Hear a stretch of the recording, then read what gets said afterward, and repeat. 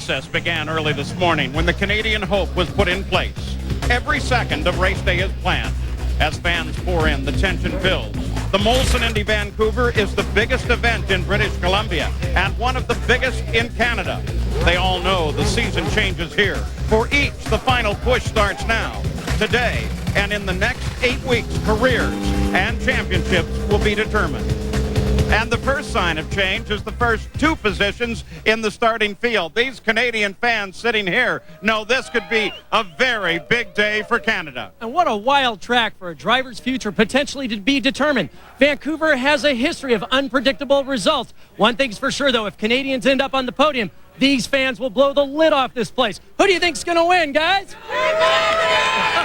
There you have it.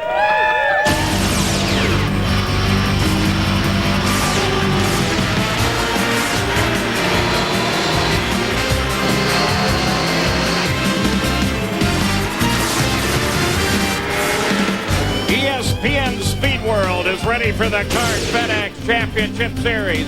We're at the Concord Pacific Place in Vancouver, British Columbia for the Molson Indy Vancouver. The field has already started and rolling on the very first parade lap, the first of three, as they're ready to continue the fight for the championship. Here's the way they qualified with teammates Alex Tagliani and Patrick Carpentier, both Ford-powered, both on the front row.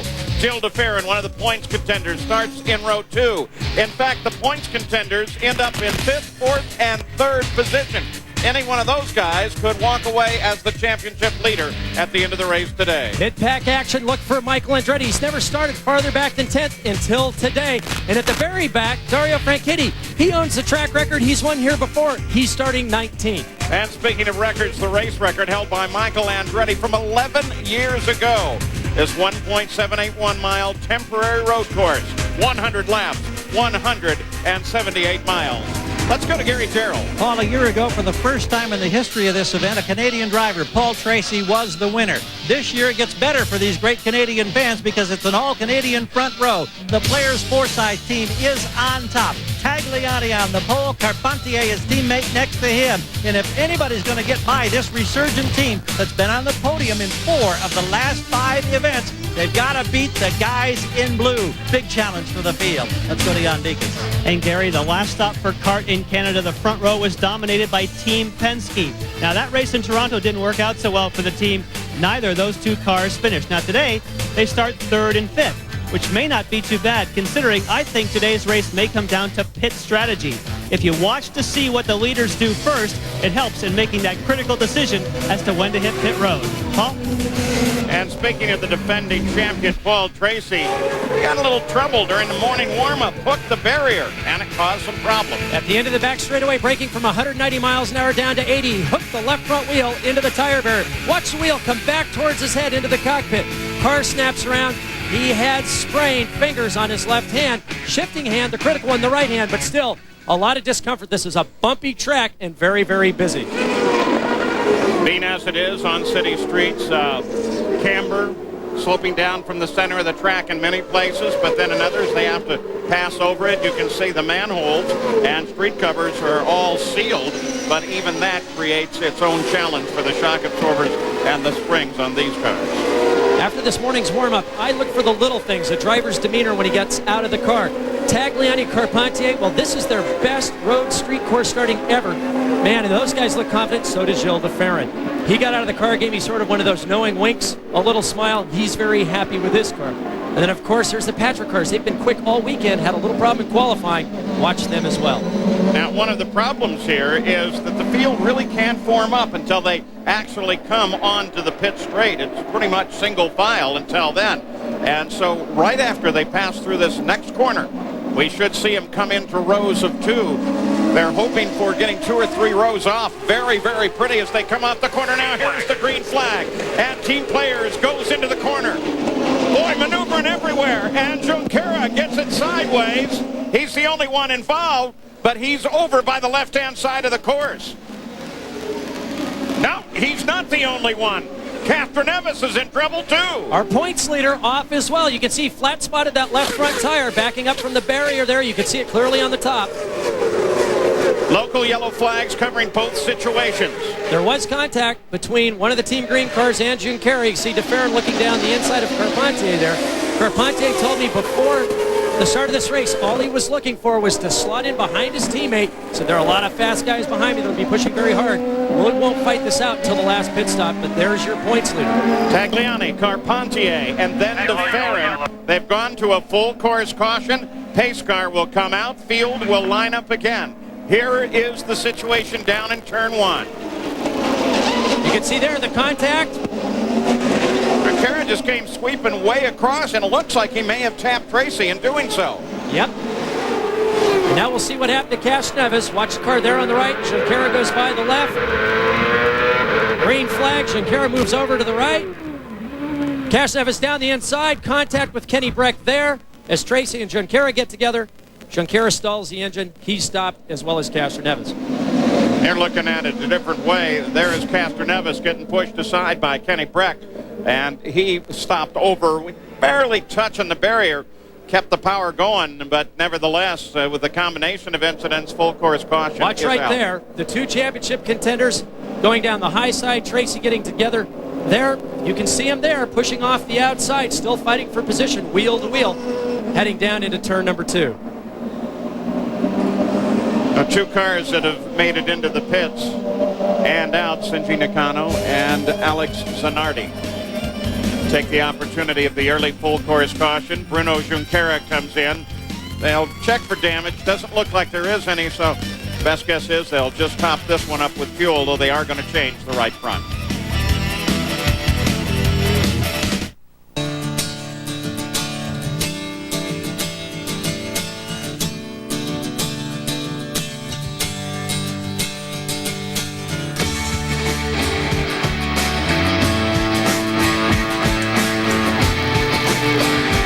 Sometimes getting completely lost is the best way to find yourself. Molson Canadian. Open for adventure. You know, a chief executive is only as effective as the people around him. And so tonight, I see this as an honor for all our people. Their intelligence, professionalism, and their poise.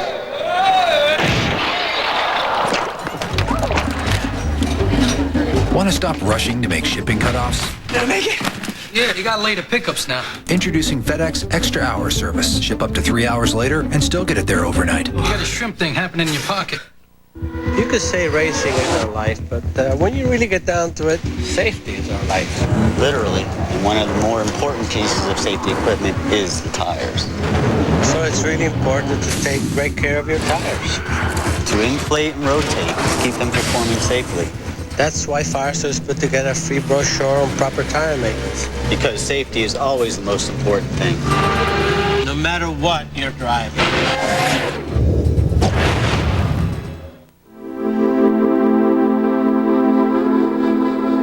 For the first time ever, the Insurance Institute for Highway Safety subjected full-size pickups to their crash test, a test performed at even higher speeds than those conducted by the government. In the end, only one earned the highest overall safety rating. Toyota Tundra. When we say better from the ground up, we mean a lot better.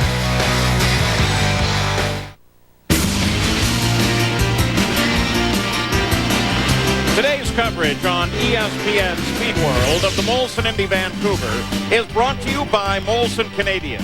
Open for adventure. And by FedEx, proud sponsor of the FedEx Championship Series. We're going to show you the current standings now, still under the full course caution. And what is going to be a real shocker to both teams is down at the bottom. Bruno Junqueira and Helio Castroneves are both in the back of the field a lap down. Bruno Junqueira, who just 2 weeks ago scored his very first victory in the series. And now he's at the bottom of the field, and this is why he's there. The problem here is it takes 4, 5, even 6 laps to get tire temperature and tire pressure. Cars are very, very difficult to drive, and guys know that passing is difficult as well, so they're really doing everything they can to get a position here. Jan Bikas. With Tim Cindric. Just brought your driver in and checked the car over. First of all, is the car damaged for Castro Neves? No, it's unfortunate we couldn't get going again and had to lose a lap there. That put us out of it for now, but we'll try and work our way back into this. Just had a heated discussion with kart officials about car 8. You've seen the replay. What do you think happened there with Kenny Breck? Well, all reports from Elio was that things got a bit out of control there. We got to go racing. The green flag is out. Tagliani leads them down in. Here comes the rest of the field. Fairly spread out. Though for the most part, they don't really want to be that way. They'd like to have been able to crowd up a little bit better. Gary Gerald. Quick update on Kenny Breck as midfield goes by us into turn number 1. Bobby Rahal, Scott Remke, Dan Holliday, the whole team cooking over the wall on those caution laps, and they determined that there's a tire mark, but they think no apparent damage. There had been concern by Breck regarding the side pod and the wing, but the car appears to be okay. Keep an eye on him as well. Michael Andretti, in the meantime, is making whatever moves he can as he comes up to challenge Adrian Fernandez. Just behind there is Paul Tracy. And then along comes Christian Fittipaldi and his teammate Cristiano D'Amato. These cars are the most difficult to drive, full tanks, cold tires. It is difficult to pass here, so on these starts and restarts, this is when the guys are going to take the most chances, really try to hang it out. Obviously, without any race rubber being put down this afternoon, there are no marbles yet offside or offline, so the guys will work every angle they can to try to get by.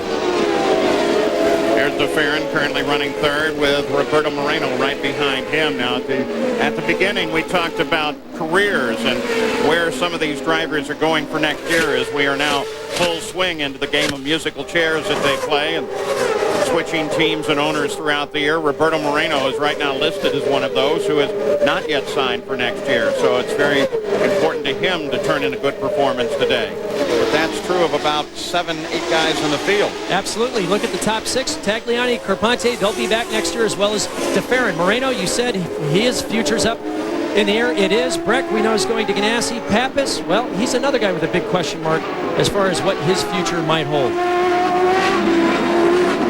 The real key during this race is going to be maintaining the tires. And that kind of performance isn't going to help. I wonder how that got there. It looks like Tori Takagi he either brushed the wall or got wide, then stood on the throttle, coming back off it, left 2 nice top fueler marks coming off there. But you've got to conserve the tires. The tires will drop off a little bit every lap here, but they're a little softer compound than last year, a little less durable. You get 12, 13, 14 laps, and all of a sudden a big drop will happen, a big step down.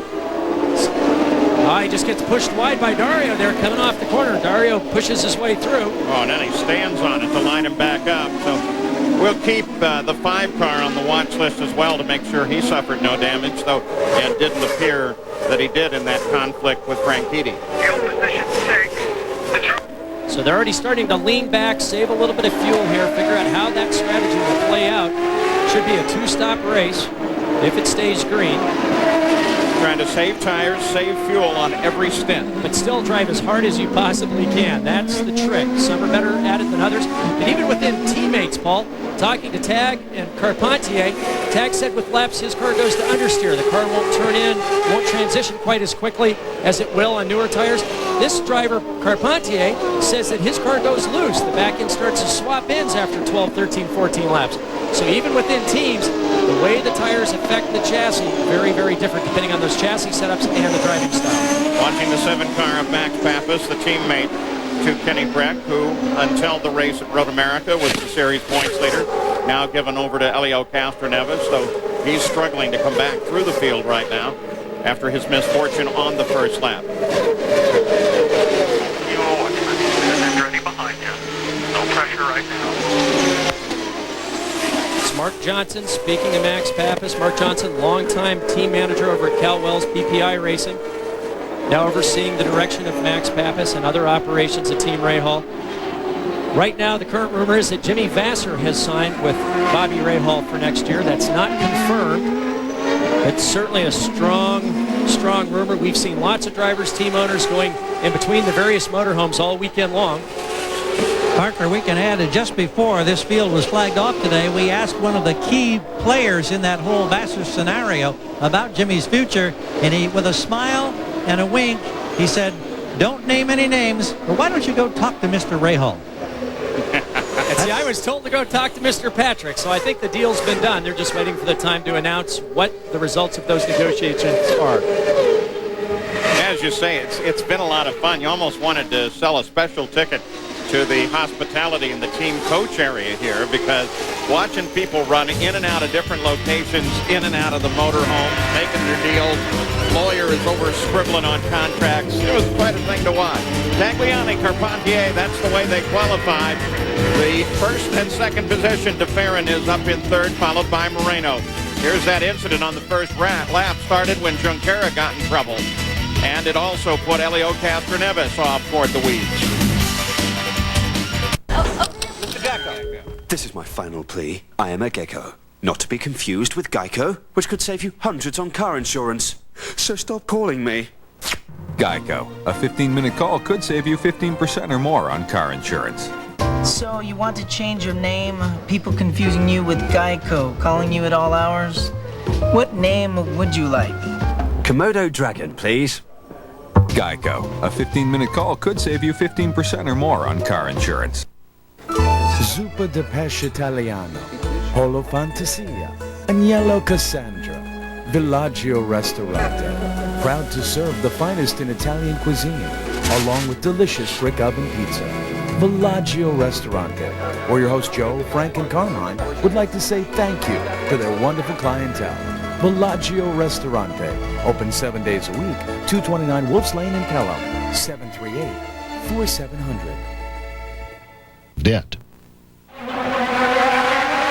I drive a 900 horsepower Champ car for a living, and it's a pure adrenaline rush.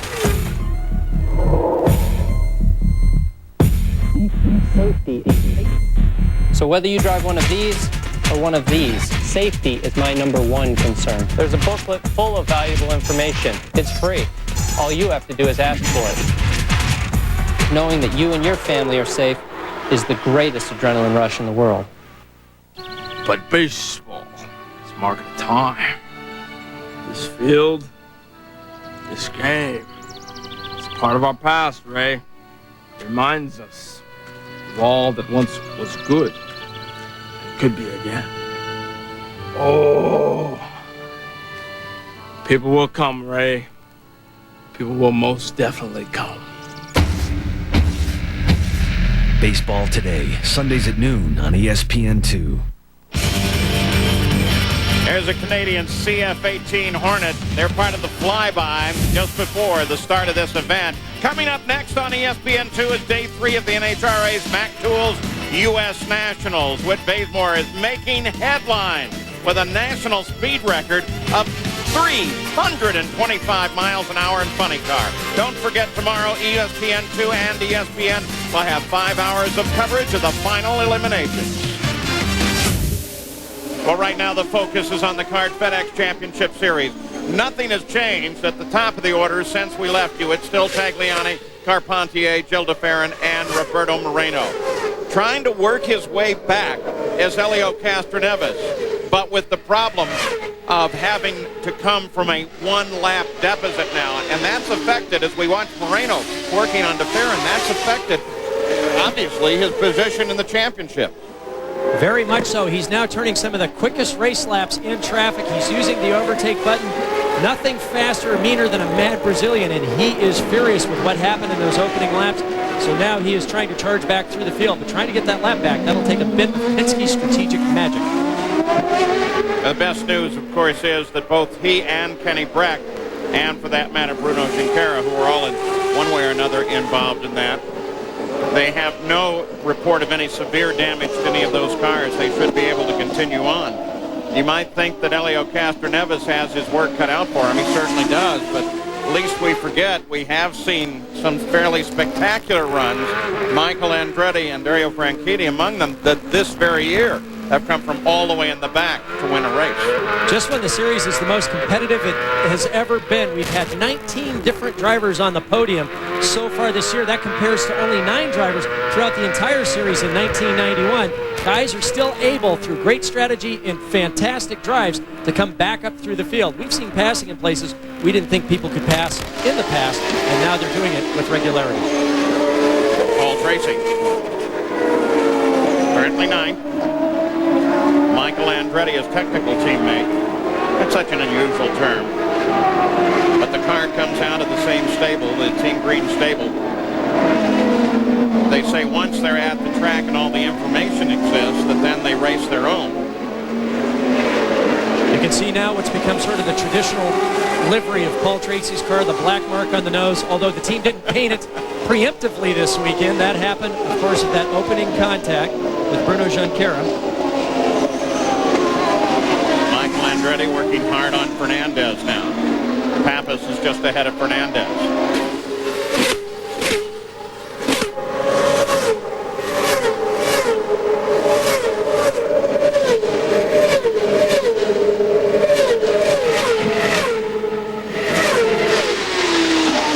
Tracy, too, was involved in that little confrontation. He started in 8th but fell to 9th. At the same time, Michael Andretti, the blue and white car we've been watching with the red rollover bar, started 11th and is now up to 8th. Scott Dixon this weekend carries the livery colors of his teammate, Mauricio Guzman. Both cars carrying the red and white Nextel livery. The way to differentiate between the two cars, of course, the driver's helmets. Also, on Scott's car, he's got white rear wing end plates, as well as a bit of bright orange yellow up on the nose. What else did you find? The roll hoop as well, I think, is got a little yellow stripe on the front of the onboard camera, and a yellow triangle down on the nose. Helmets are really the best way to look here. Jan Bikas. We've been talking about Paul Tracy, Paul, and we've talked about that black mark on the nose and joking about when they painted it in Mid-Ohio. Remember, this is his last race on probation for an incident in Toronto where he did punt someone from behind. But my personal opinion from what I saw in the replays, where he had the contact with Junqueira, I don't think, Parker, what do you think? Do you have any choice there? It looked to me like he had to go for the binders because Junqueira just all of a sudden changed lanes. I think you're absolutely right. That was one of those racing things where Paul just happened to be in the wrong place. He was just holding his line. Junqueira came over in front of him. He had no option. He just stood on the brakes and had no choice. Constant argument, too, Parker, is how much does the fact you're on probation make a difference to the way you're going to drive the race car on a given weekend? Does it kind of slow you down?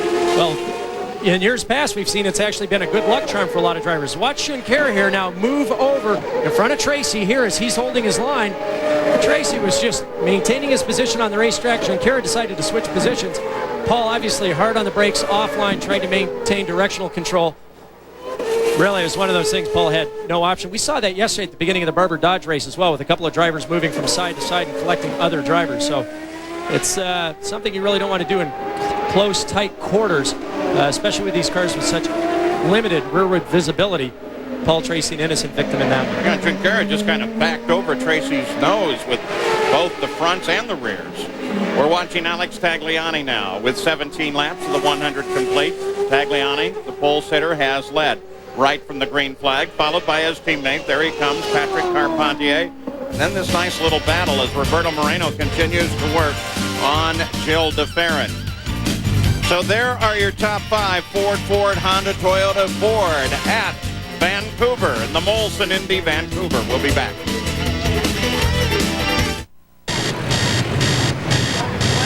Gonna be a hot one today with temperatures downtown rocketing into the high 90s. One of the hottest days of the summer. What's going on with traffic? I hear you've got a jam. Hey, Buffalo, get ready for an extremely Canadian experience. Molson Canadian Snow Jam. One hot weekend of cool bands, cool DJs, and extreme winter sports in the heart of the city. September 29th and 30th. Call Ticketmaster for tickets. Open for adventure. Chuck, it's Rennie. I'm stuck. Call me back. Rennie, we're doing shadow puppets. Call me. Chuck! Rennie. Call me back.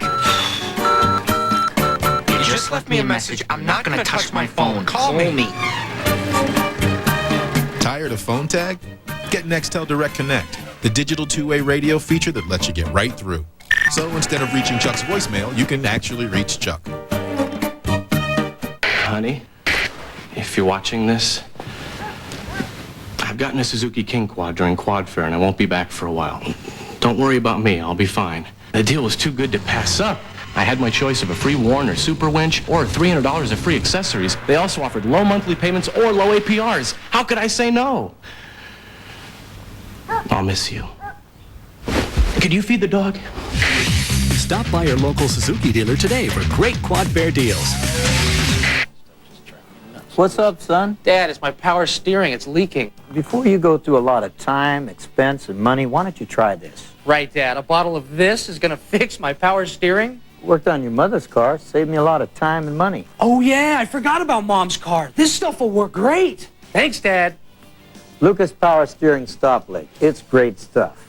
Lucas Power Steering Stop Leak is available at truck stops and auto parts stores nationwide. Visit our website for more information. Welcome back to the Molson Indy Vancouver as they cross the line. We're watching this car, Kenny Breck, because there have been reports that the engine is a little bit off song. And just ahead of him is the battle continuing between Gil DeFerrin and Roberto Moreno. Gary Gerald?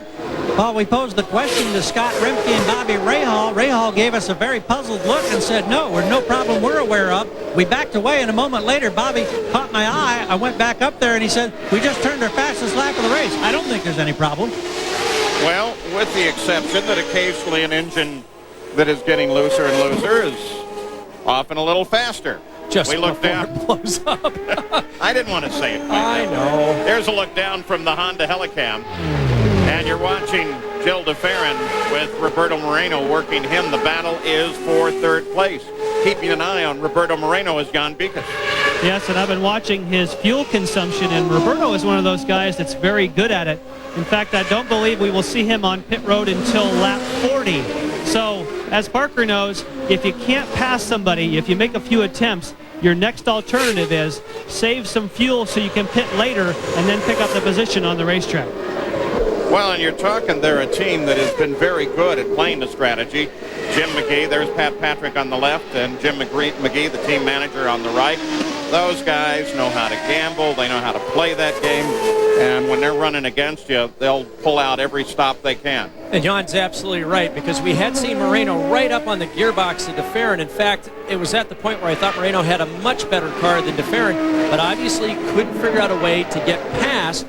So he's backed off a little bit using DeFerrin to pace. And the trick here is you go leaner and leaner, but you keep pushing yourself to try to remain in contact with the car in front of you. That gives you that extra motivation. You're getting great mileage. The guy in front of you is being pushed, getting a little worse mileage, and then you just turn the best laps you can on that in lap and laps leading up to it and try to have your team pass that guy in front of you in the pits. So there goes the battle for third place. Here comes Kenny Breck. Next battle is back here with Papis, Fernandez, Andretti. Moreno, for a couple of laps, was really throwing it sideways in his pursuit of DeFerrin. And I think he's probably, as suggested, gone into fuel conservation mode. In the meantime, Fernandez is working Papis hard. Right behind him, Michael is coming down. You can see Papis checking the mirrors for Fernandez on the way down. 190 miles an hour here. This is the main passing area. Papis gets defensive on the inside. Fernandez really has to step on the binders, and now look what's happened. He's fallen under the attack of Michael Andretti, having lost that momentum, trying to not hit Max Papis. Michael Andretti was actually about 75 yards back as they came into the corner. He's closed in right on the gearbox of Adrian Fernandez now. And as a driver, your entire focus shifts from being very aggressive, very offensive, right up until the point where you saw that Adrian had to make those reactionary moves to avoid hitting Max, and all of a sudden he's got his mirrors filled with Michael Andretti, and then all of a sudden your whole approach changes. You become very defensive. You forget about the guy in front of you. Your whole focus changes to trying to keep that guy behind until you can reestablish your rhythm, try to get back up to speed, and now Adrian Fernandez has laser lock once again on Max Papis, and he'll aggressively try to make another move here in the next few laps. In the meantime, here is Elio Castroneves as he tries to work his way forward, but his problem is he is still a lap behind the entire field. He's moving positions as quickly as he can, but again, the street circuit, it's extraordinarily difficult to get around, especially when the cars are as evenly matched as they are in this series right now. The radio conversations we've heard between Castroneves and Tim Cedric, use the button, do whatever you have to, try to come up through the field. But it looks like he's found sort of that high water mark where now he just can't manage to get by some of the slower cars. Back at the front, it's still Alex Tagliani. Now by 6 seconds over second place. Second place is his teammate, Patrick Carpentier, the winner of this year's Michigan 500. Tagliani still searches for his first win, though he started this race from his second pole. Look at the interval back to Carpentier. It's now 6 seconds. Oh, and here is Moreno. Suddenly Moreno comes around the corner ahead of DeFerrin. So Moreno has managed to find a way around, and Elio Castroneves slowing over on the start straightaway. Voltage is dying. Did you flick the switch? Castroneves stops. DeFerrin's missing.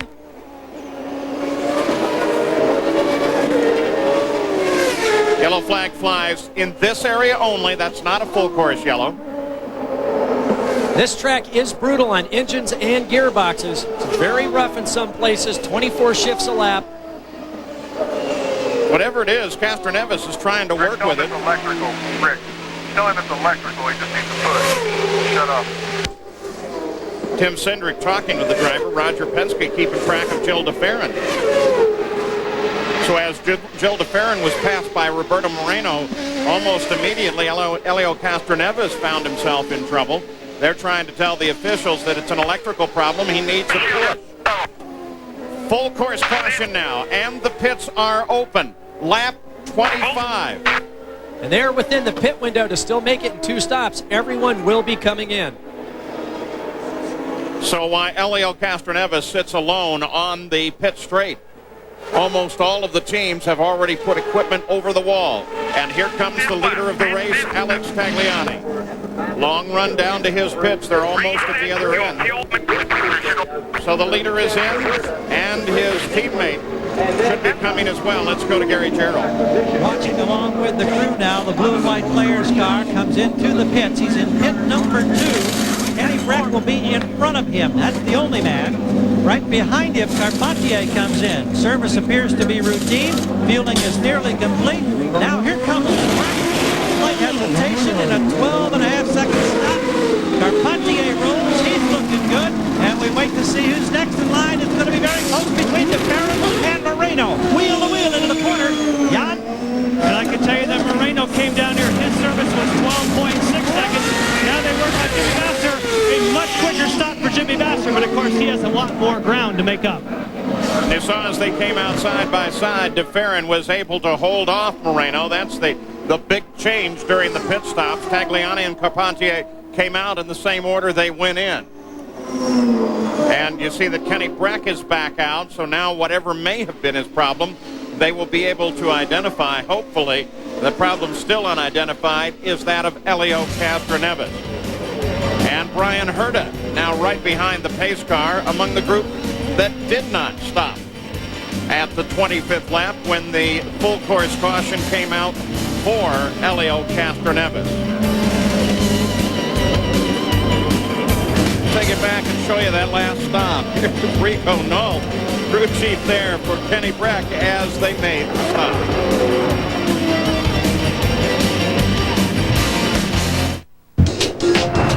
Introducing new Castrol AccuVision Rain Repellent. Unlike Rain-X, AccuVision can go on in just 1 minute, so you can easily apply it whenever it's convenient. New Castrol AccuVision, the 1-minute rain repellent.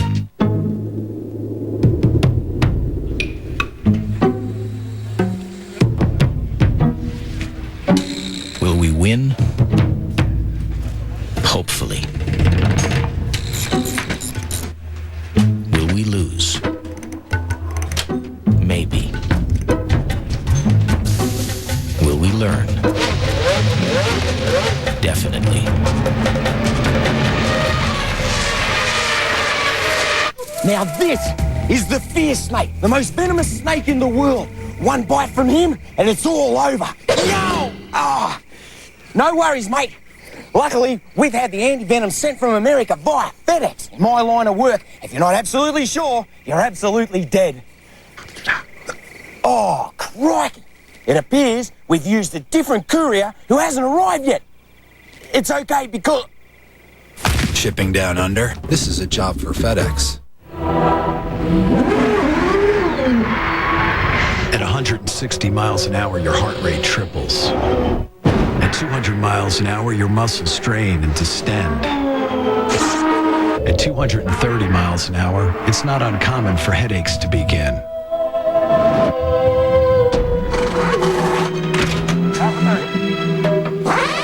And that's just what the crew is going through.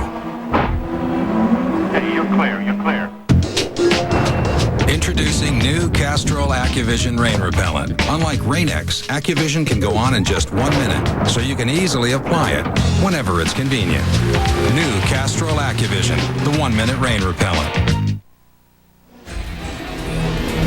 Welcome back to Vancouver, British Columbia. Don't forget that RPM tonight is your daily source for motorsports, and it's moving to 6 p.m. Eastern each weeknight, beginning Tuesday. Remember this Tuesday, when you tune in to see Jan Beekes, it will be at 6 Eastern right here on ESPN2. Still under the full course caution, though we expect very shortly them to go green again. Here is the pit summary with Dixon, Gidley, and Wilson not stopping. Everyone else lap 25. They headed in for the pits, and one major exchange of position as Jill DeFerrin was able to get in front of Roberto Moreno as they came out of the pits. Ready for the green flag again. Already it flies. Tagliani is the race leader. Scott Dixon sitting in second place, still looking for his first stop. Kenny Breck looks to the inside. Tries a move on Moreno.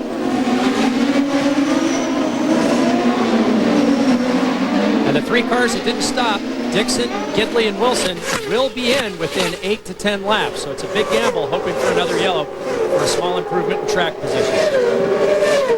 It always seems like that's a really good gamble, though, on a temporary street circuit. Well, if you're in the back, you've really got nothing to lose at that point, so might as well give it a shot. And if you have teammates that you can split, that makes it all the much better. Moreno and DeFerrin are back at it again. But now they've got Gidley just ahead of them. That's a battle for fourth place. Gidley, DeFerrin, Moreno. Kenny Breck's in it now. Oh, Paul Tracy.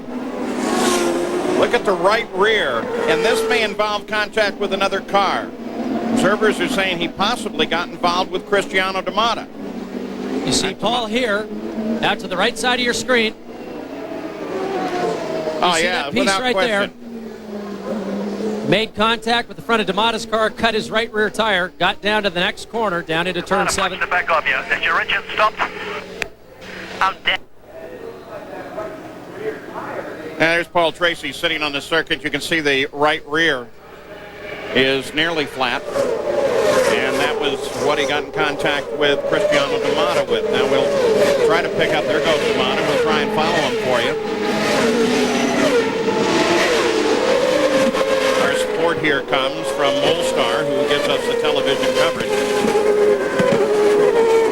And if we can talk them into taking a quick look at Cristiano D'Amata's car, we'll hopefully be able to tell you whether or not there is an issue with his car. It does not appear to be one. And Tracy, of course, is still sitting dead in the water at the edge of the circuit. Although he's obviously lost some sort of splitter or side skirt on the left front wing, which is going to affect his initial turn-in, transitional response. Corner entry should create some more understeer, which is a thing you don't want here at Vancouver. As yet, it doesn't look like they're thinking about a full course caution. As Junqueira and Wilson go side by side. Remember, Junqueira still trying to work his way back on to the leader lap, as is Helio Castroneves. Now, what do you see? Do you see anything on D'Amata's car at all, Parker? About 150 plus miles an hour here. It's a little tough to tell, but we're looking for an end plate or a side skirt on the left front of that car. Well, while we're looking, let's go down to the pits and Jan Beekes.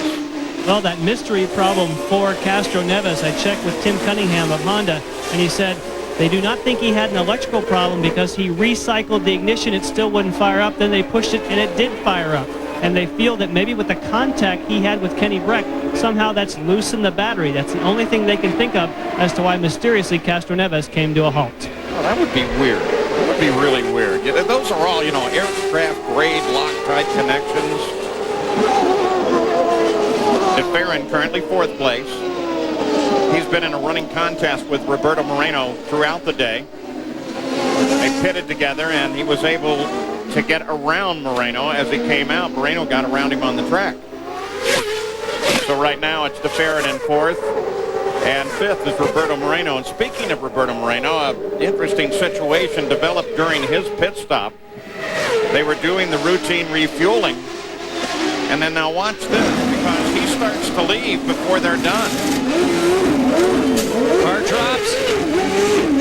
Fuel probe still in. Very dangerous situation. Fortunately, he didn't dump the clutch all the way. Otherwise, he would have pulled the fuel rig over potentially. Yeah, no, he caught it just in time. Absolutely. So there is Scott Dixon, currently second. The rookie who scored his first win this season at Nazareth, and who is doing so very well. He's finished in the points in the last 5 races. Seems to be unflappable. Easy-going young man. Quiet. Almost shy New Zealander. Quality that many of the young ones tend to share until they get in the cockpit and then get out of the way. A lot of these guys are very laid back, very relaxed until they pull the helmet on. And then you don't want to get in their way. I know how that is. This is the end of the back straightaway, 190 miles an hour from top gear down to second. Some drivers using third, 70 mile an hour right-hander short shoot up to 135 miles an hour. Back on the brakes, down to gear. Long sweeping right-hand combination for turns 7 and 8. Very unusual to have a steady state corner on a street course. Put you back on the backside of the support pits. You do a quick flick back to a chicane behind the fountain complex. Come back around to start finish. It's a very different sort of street course with long sweeping corners. And Roberto Moreno has gotten around DeFerrin again. So Roberto Moreno picks up 4th place. It's now Moreno, DeFerrin, Breck. Patrick Racing has a history of putting together good cars here. We'll watch the pass. This is going down the back straightaway. DeFerrin in too hot. Moreno does the classic thing. He just turns a little later, a little better exit speed, drives down underneath him going into the next corner, out brakes him into turn 7. So if you see the guy in front's getting a little defensive, trying to block the inside, you can see he's taking a little too much speed into the corner. You stay out wide, get your turning and braking done a little sooner so you can be on the throttle sooner, try to out-accelerate him to the next corner. Well, with Moreno now in 4th, he begins to pull away, and Kenny Breck starts looking to the inside of DeFerrin. If you're a trailing driver and one guy's passed, you want to be the next guy. So it's Tagliani, Dixon, Carpentier, Moreno, then DeFerrin, and Kenny Breck. Ford, Toyota, Ford. Top 3 at the Molson Indy Vancouver. If you live with HIV, join us at the Maitri Day program. We can help. If you live with AIDS, join us. We can help with housing and legal problems, with medical and nursing services. Join us for 2 good meals a day, for exercise, for aerobics, for massage. Join us for herbal and creative arts therapies, for counseling and stress reduction. All services covered by Medicaid, including transportation. The Maitri Day program in Yonkers. Call us. Join us. We can help.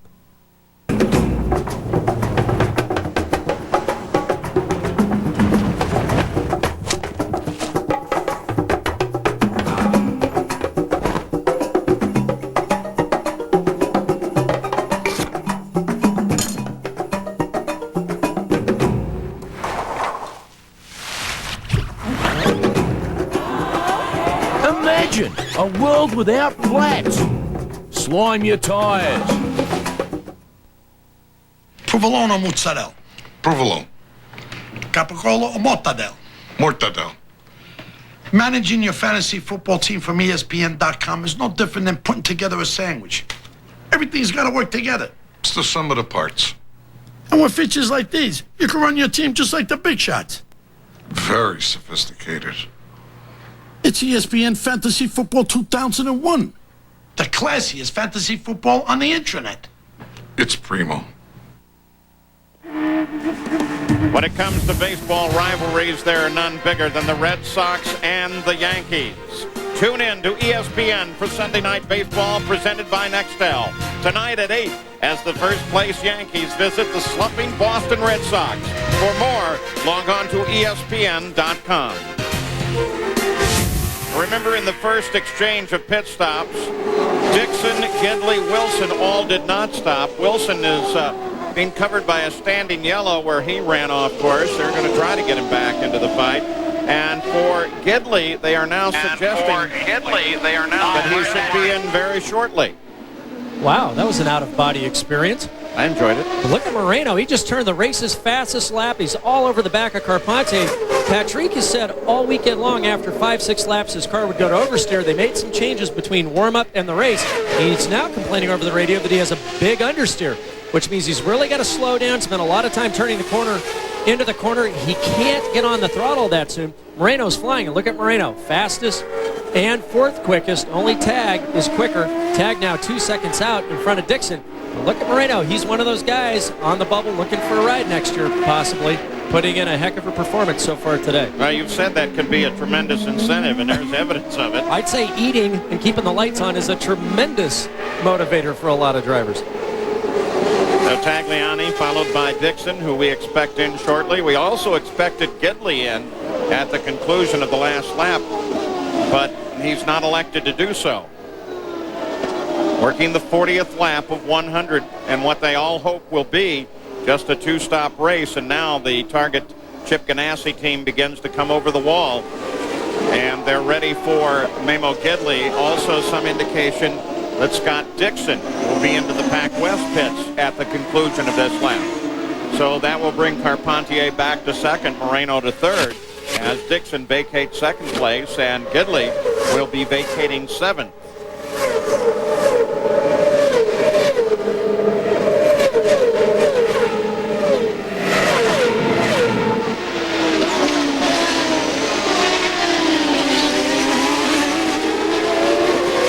Working Fernandez for 10th. Christian Fittipaldi, the blue car, right back there. Scott Dixon out of second place onto the pit road. And he turns toward Jan Beekes. And Paul, they were hoping that they could make this stop under yellow, but unfortunately it was a gamble that has not yet paid off. Obviously under green they will make this stop as quickly as possible.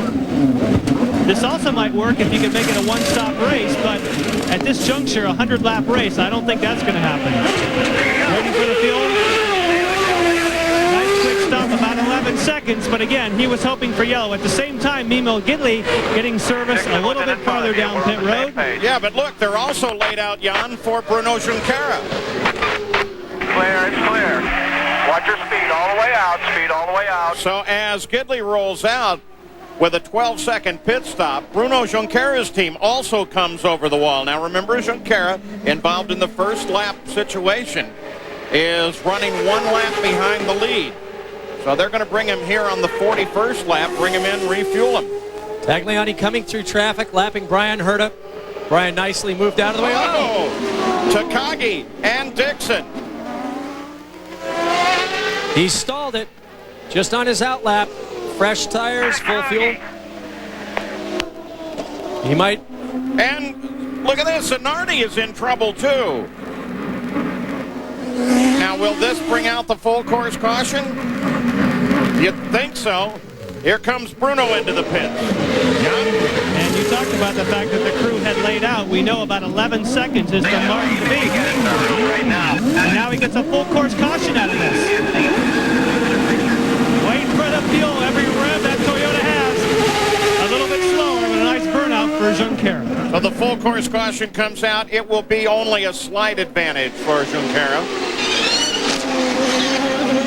And there is Takagi and Scott Dixon getting together. Here is it from Dixon's point of view. Takagi will be over on the right. This is a flat-out fifth gear kink, 155 miles an hour going down the back straight. Now highest speed on the course, 190 miles an hour. Dixon's setting up now for braking and downshifting. Takagi coming down the inside right about now. There he, it's somebody else that's going down. That looked more like a Zanardi nose. Yeah, I think Zanardi's going inside Takagi. Takagi pushes out wide into Dixon. Dixon was unable to get the clutch in time. There's Servia through the shot. Oh, there goes Zanardi off into the tires. In the following corner, down in turn 7. Okay, now we'll see what happened here. Servia down the inside. Takagi just locks him up. I think we may have crowned a new king here. I think we've got King Takagi going for us now, Paul. Well, and you saw Zanardi. He actually came through behind all that. The nose we saw was Servia. And look at the water on the track. Now, that's a result of hitting the tires. The tires, it rains quite often up here in BC. I think everybody knows that. And the tires at the edge of the course tend to fill with water. And when they hit them, it just creates an enormous spray, a fountain that comes out across the track. So that, too, will have to be addressed under the full cost caution. Just wanted to see this again. It's such a great shot of Scott Dixon before that incident on his pit stop. We'll be back.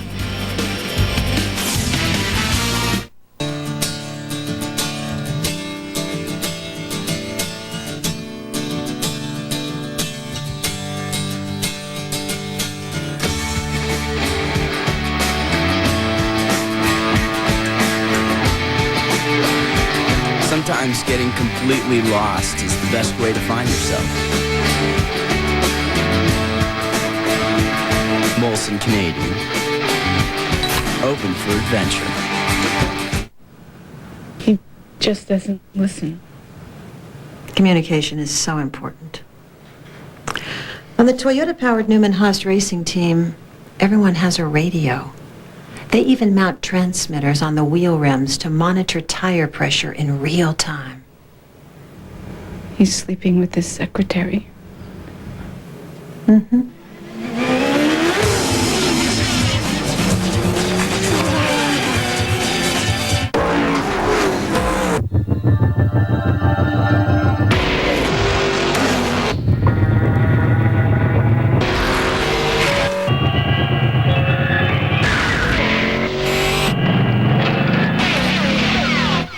Who'd you expect? Bob Dole? Follow Mark Martin and the Viagra racing team this season. Get to your doctor for a checkup and find out if a free sample of Viagra is right for you. And for more information right now, race over to Viagra.com. Jennifer Capriati, as she makes her run at the U.S. Open. Go inside her life on the court and off. She was the next Chris Evert. Sports Century Friday. I think the media is out of control. From America's sweetheart to little girl lost. Everybody is very quick to point a finger. Was she smoking marijuana? Just wish I didn't have to talk about this. Her miraculous comeback. Jennifer Capriati's Sports Century, the top 50 and beyond. 8 p.m. Friday. Only on ESPN Classic. To get ESPN Classic, call 1-800-CLASSIC now. In our Toyota Spotlight, we want to take a look at the trials and tribulations of Paul Tracy. He looks a lot happier there than I bet he does now. On Saturday, Michael Andretti just pulled right across the track in front of him, and he speared him. And then this morning during the warm-up, he caught the barrier, serious damage to the car, and some damage to fingers on his left hand. And then during the race itself, Tracy gets himself in trouble again. Well, how's he now? Let's go to Jan Beekens. Paul has made his way back to pit road. Paul, what happened down there at the end of the straightaway? Well, I think Cristiano got in the back of me and cut my tire down, cut a big slash in the sidewall of the tire, and I went down the runoff area and backed out, and then the engine stalled, and Cart just pulled me behind the wall. He said they couldn't push start it with a flat tire. They've had a few problems this weekend. Your team owner, Barry Green, said that you've had trouble getting a balance of the car on new tires. Now, that was after a pit stop. Was that a factor? Yeah, I mean, no, not really. I think everybody was kind of bunched up and really getting racy on the restart, and it's just one of those things that happens. And cold tires, everybody's sliding around, and it's just kind of the way our season's gone. When we get some momentum, we struggled on Friday and got some momentum Saturday and qualified well, and then we get our legs knocked out from under us on Sunday. So it's been a frustrating year. And I know you wanted better in Canada. Thanks, Paul. Thank you. Well, it's been a fairly lengthy caution period, and part of the reason is right there. Look at the water as we look down from the Honda Helicam.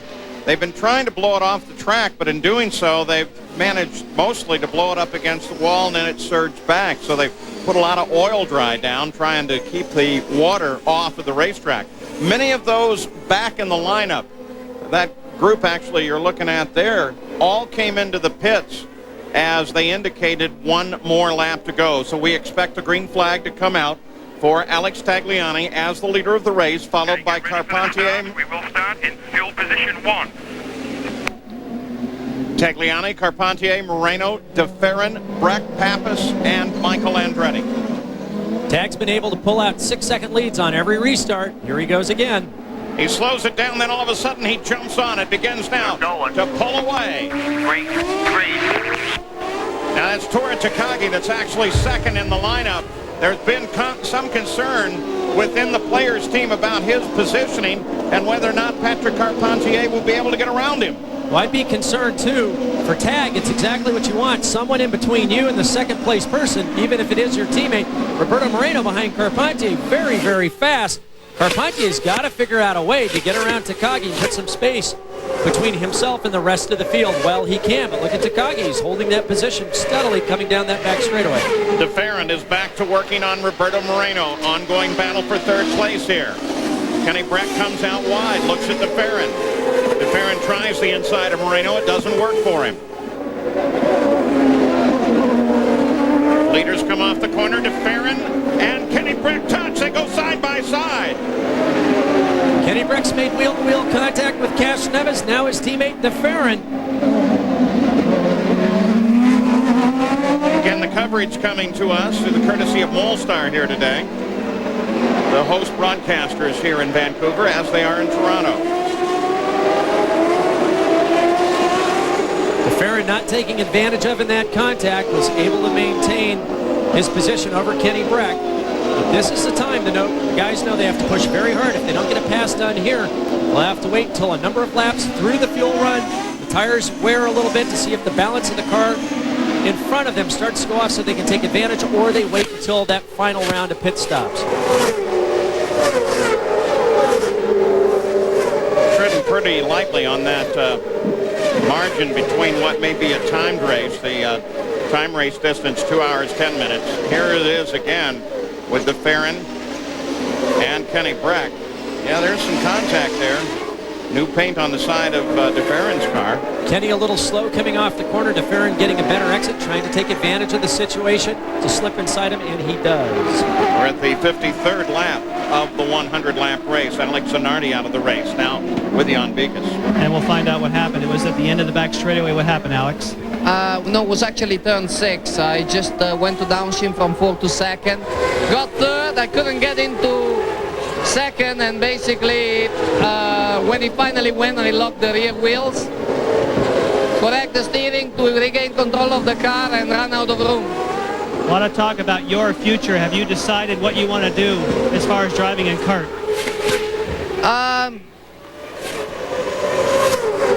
Really, quite frankly, I mean, I haven't been thinking about it. I mean, my focus is in trying to finish this season the best way I can.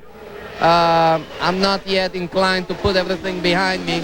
And even if I would decide not to race next year, I wouldn't announce a retirement, because my ego is big, but not as big as to want to have attention from the press. I mean, I've always been a racer. That's something that I still believe I'm capable of doing.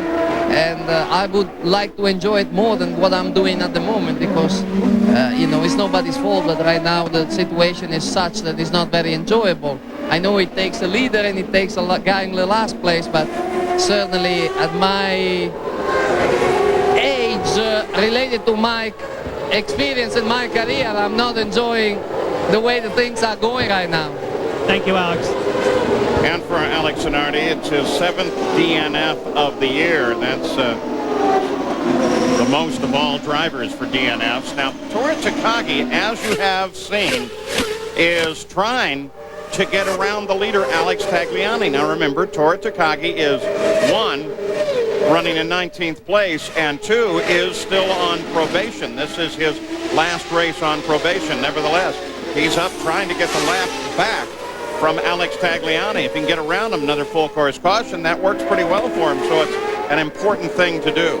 And the problem you face as Alex Tagliani is, do you let the guy by, because right now they've pulled out 3 seconds ahead of Carpentier, who's currently in 2nd, or do you take the chance of getting speared from behind by Takagi if he gets a little too aggressive? And I'd say, hey, just stay out in front, try to get any kind of margin you can over Takagi. Hopefully in a few laps his tires will start to go off and you won't have to worry about him any longer. Watching Kenny Breck, who's been battling with DeFerrin. In fact, he's been battling with a lot of folks today, Gary Gerald. Yes, indeed. And after that little incident there, surprisingly, Breck was doing a great job to keep it out of the tires. Breck told the team that his car is pushing a lot, but from this side of the wall, the simple answer back was just keep pushing. And it appears that he's doing just that, as he's now closed back to within 3 or 4 car lengths of Gilles DeFerrin. And there he is, Kenny Breck working on DeFerrin. DeFerrin looks over, checks the mirrors, sees Breck. Breck comes to the inside. This is a pretty good move, but DeFerrin is able to sweep across. Breck will lose a little bit of momentum coming off of the corner. When you pull out that wide, the driver in front can't see you at all. You'll disappear completely from the mirrors, and that leaves the driver in front wondering exactly where he is. You're not quite as aggressive usually to turn in because you don't want to make contact. So Kenny Breck trying to use everything that he's got in his bag of tricks, trying to shake DeFerrin, but that's one guy that's very hard to rattle. And the gang's now catching Patrick Carpentier. Moreno, DeFerrin, Breck are closing in on the rear wing of second place Patrick Carpentier. His teammate Alex Tagliani is still the leader. He has led every lap of this race thus far. A lot of festivities and ceremonies here in Vancouver leading up to the race. It is a major event here in Vancouver. We'll be back. You know, a chief executive is only as effective as the people around him. And so tonight, I see this as an honor for all our people. Their intelligence, professionalism, and their poise.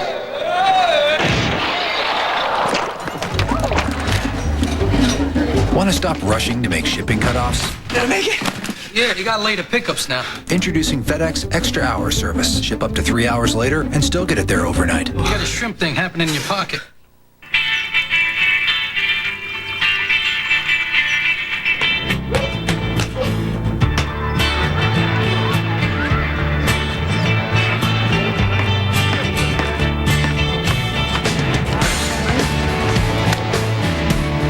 Kids think smoking weed makes you cool. What about those who think you already are?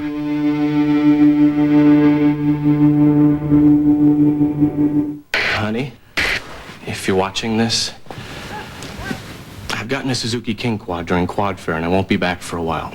Don't worry about me, I'll be fine. The deal was too good to pass up. I had my choice of a free Warner Super Winch or $300 of free accessories. They also offered low monthly payments or low APRs. How could I say no? I'll miss you. Could you feed the dog? Stop by your local Suzuki dealer today for great Quad Fair deals. Coming September 7th, your first source for round-the-clock sports news gets even better. The new ESPN News. A brand new look with the enhanced bottom line that's always on and lets you know what's ahead.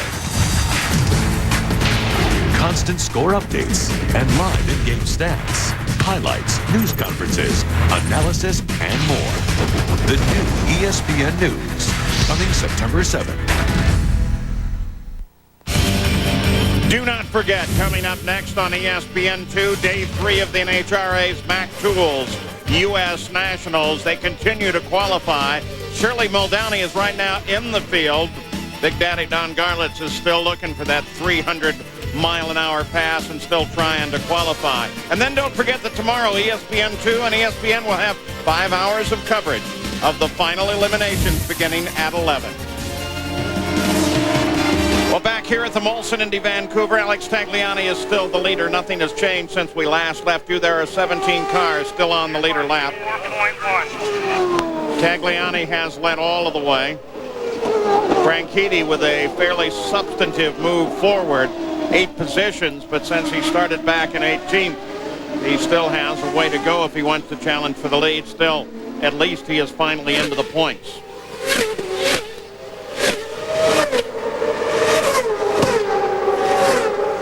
And as you can see there, the DeFerrin-Breck battle has broken off. Breck moving on DeFerrin whenever and wherever he can. Now he closes back in.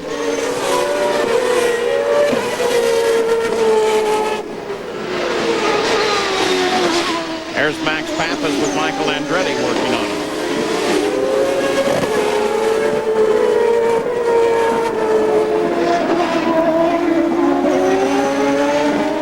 Papis, one of those who is not signed for next year and is hoping either to renew his ride at Rahal or find something else within the series.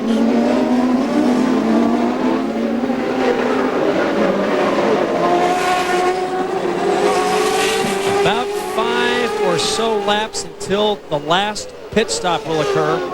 For these drivers in line, You have to make a decision. Do you push really hard now at the end of the fuel stint and try to make a pass, try to force a pass, or do you just get up as close as you can and rely on your team, the guys in the pits, to get the pass done for you during that final pit stop? Michael Andretti currently is 7th. Look how well he does in Canada. And here, for that matter. I think Gary Gerald crowned him the King of Canada because of his results in Toronto and here. Until the start of this race, he had, as we said earlier, had never qualified outside of the top 10. His driving style just likes these courses. And keep in mind, this course has changed a number of times now over the years, but no matter what the configuration, Michael has always done well. You saw the interval. That was Takagi still in pursuit of Tagliani, though the interval has widened substantially, about 4.5 seconds. Takagi still trying to get his lap back, and Carpentier with Moreno chasing him, and De Ferran chasing Moreno, now 5.9 seconds back from the leader, Alex Tagliani. And Tag did exactly what he needed to do. He just kept pulling out a very small advantage every lap. Now 6 seconds over Carpentier. Nothing more disheartening than leading a race, having a yellow flag come out, watching that lead evaporate, but Tag's done it once again. It's the 3rd time now that he's pulled out this lead. Looking for that first kart win, his first podium coming in the streets of Toronto, our last street race. Still trying to get his lap back is Bruno Junqueira. He currently runs in 20th after his first lap altercation. Put him a lap behind the race. We'll just ride with him now. Bruno Junqueira, winner at Road America.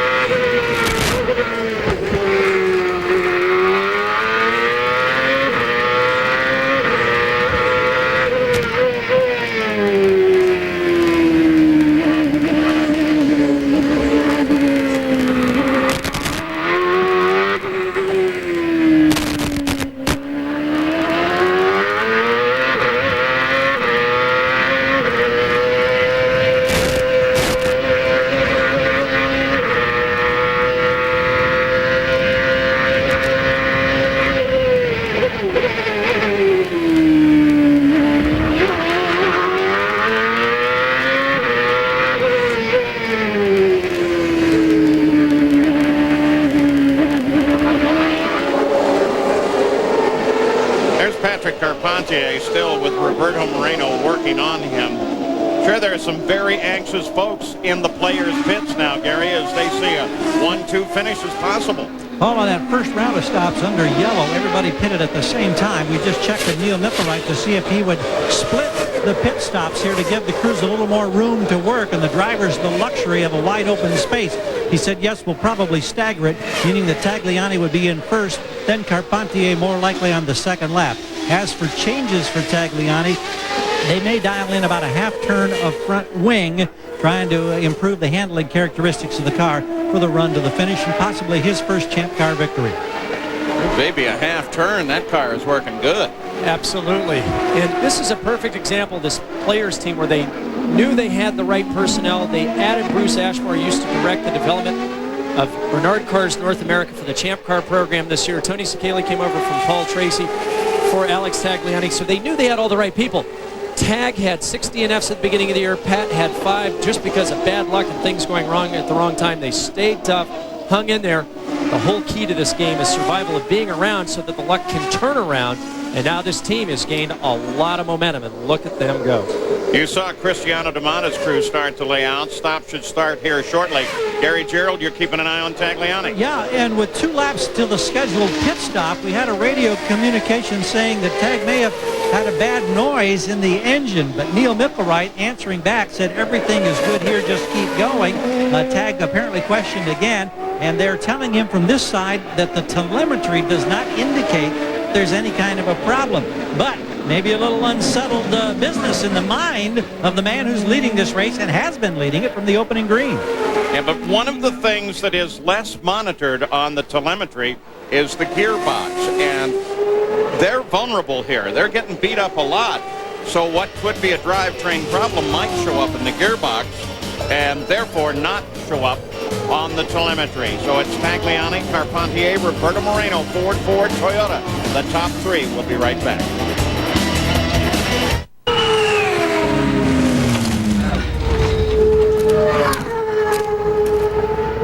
Hey, Alex. Hi, Michael. After you. Oh, no, after you. No, I insist. Thank you.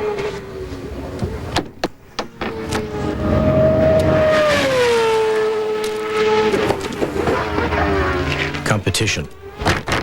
Most of the time, it brings out the best in us. Hey, make you something! Keep that engine alive with Lucas Heavy Duty Oil Stabilizer. It prevents wear in new engines and stops smoking, knocking, and oil burning in worn engines. It's a pure petroleum product that also cools and quiets differentials and manual transmissions. It's already #1 in the heavy-duty industry and #1 in the high-performance industry.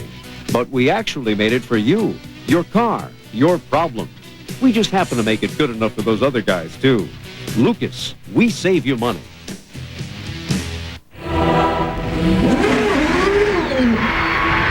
At 160 miles an hour, your heart rate triples. At 200 miles an hour, your muscles strain and distend. At 230 miles an hour, it's not uncommon for headaches to begin.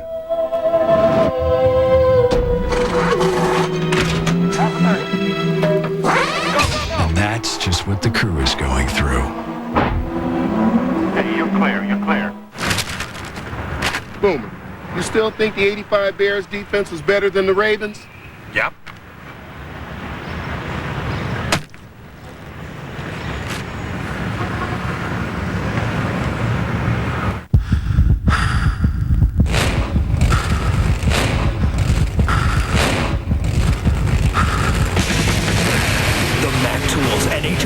U.S. Nationals qualifying rounds continue 8:30 tonight on ESPN2. ESPN Speed World coverage of the Molson Indy Vancouver is being brought to you today by Honda, proud sponsor of the 2001 FedEx Championship Series. So back at the Molson Indy Vancouver, expecting stops to begin just any second now. It's Tagliani, Carpentier, and Roberto Moreno, the top three. Moreno is still driving a desperate race as he's all over the back end of Patrick Carpentier. Quickest laps of the race now occurring. Cash Neves having the top 8 of the top 10 quickest laps, followed by Tagliani in 9th, and then the quickest lap, Roberto Moreno, as we see some of the cars now coming in with Papis and Andretti. 1003, 1004, 1005, 1006, 1007, 1008, 1009. Oh, go, go, go, go, go, go, go! That's another way to time it. It doesn't involve physical violence of hitting somebody with a stick. Oh, what's going on here with Tag? Well, he said he heard something. The telemetry may say one thing, but the driver is the ultimate authority. And now, leading so many laps, and Tagliani's in trouble. Suddenly, a plume at the back of the car, and he pulls off. Tag's hopes of his first Champ Car victory up in smoke as his teammate comes in. Gary Gerald. Boy, heartbreaking on one side of the players' pit box. They're throwing air guns, wheels back over the wall. They were laid out. Meanwhile, here comes Patrick Carpentier, who won the Michigan 500, glides in perfectly on the spot. He has inherited the lead in a sense, but he's making an early stop. Kenny Breck comes by now. Wing change up front for Carpentier. Fueling not yet complete. Now it's completed. 11.5 seconds. He's rolling. He beats Breck out comfortably, and we'll wait and see how it cycles out with the rest of the pit stops. Kenny Breck now rolls. So for the Players Forsyth team, it's all up to Carpentier. Roberto Moreno took over the lead as Patrick Carpentier came into the pits. It was no problem to get Tagliani off the course. He was able to drive off the course by himself. That also puts Tora Takagi back on the lead lap because the leader disappeared in front of him. And here is the new leader of the race, Roberto Moreno, as he's set for the Patrick pits. No, out. In now. Remember last time that Roberto was here, they had a slight miscue, the leader. They know if he does not make a miscue, that he could retain the lead. But he's got about a 12-second stop he's got to beat.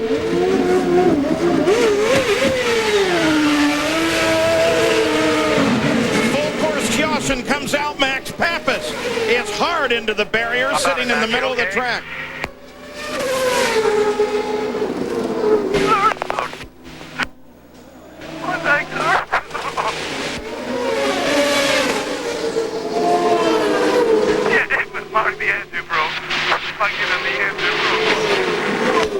Okay, 10-4. Agonizing words from Max Papis. Full course caution. The good news is he is conscious and talking. And the damage on the car is such that we would think there's no injury there. Bobby Rahal watches the monitors as well to see how his driver is. And the rest of the field very, very slow through that area. Now there's some good news. Max is going to climb out under his own power. The emotion for these drivers, literally driving for their careers. He knows exactly what's at stake here. A little dangerous run there. Now he is safe. Simple Green safety team is there. They'll try to get the debris off the course. Speaking of emotion. And anguish. A driver that drove a perfect race. He had his chance last year at Rio while he was leading. At least he's signed for next year, and now Max Papis knowing that certainly didn't help his opportunities. At least Tagliani knows he'll be back. But for these both of these drivers, very much epitomizing the agony of defeat at this point. There is a lot of damage on the right side of that race car. He caught the wall a ton. Unfortunately, we haven't yet been able to find a replay for you. Keep asking our friends over at Molstar, see if they can come up with something for us. Cristiano D'Amata picks up the lead of the race under the full course caution, followed by Franchitti, Vassar, and Jourdain. But of course, this falls right in the middle of scheduled pit stops. We'll be right back. The bills are piling up. We just couldn't get ahead. So we decided to rent the basement out. One time here on 39, I'm gonna bid here. We got a little black hog here. The hog auction people are our best customers. They're double rate. Because of all the cleanup. Well, there was a little more hay than we expected. Is there an easier way to get money out of your home? Champion says yes. Senses ignited. Are you getting enough? Of course you're not. So you're gonna go to Six Flags Great Adventure. 5 senses, 6 Flags. You're gonna feel the blast on intense rides like new Nitro. Then and only then are you truly getting enough. Six Flags! Save on admission with discount coupons from participating Subway restaurants. Now. Who walks away with the Heisman? Matt, who inspired you to be here? Right now, it's the guy at the hot pretzel stand. I need one. I don't think you do, fat boy. Fresh off their upset of Colorado, David Carr and Fresno State battle Ken Simonton and the 12th-ranked Beavers. Oregon State, Fresno State, 9:30 tonight on ESPN2. Coming September 7th, the new ESPN News. Welcome back to Vancouver as the pit stops start under full course caution. Cristiano D'Amata occupies the first pit. He is also the leader of the race as he came into the pit. Dario Franchitti just ahead. Franchitti came in third. D'Amata gets out ahead of him. As they come out, Jimmy Vassar's crew drops the car down. He'll come out slightly ahead of Franchitti. So there goes D'Amata back into the fight. Leaving now only Michel Jourdain Jr., whose birthday it is. Happy birthday, Michel. And Oriol Servia, the only two who have only one pit stop and need the second stop.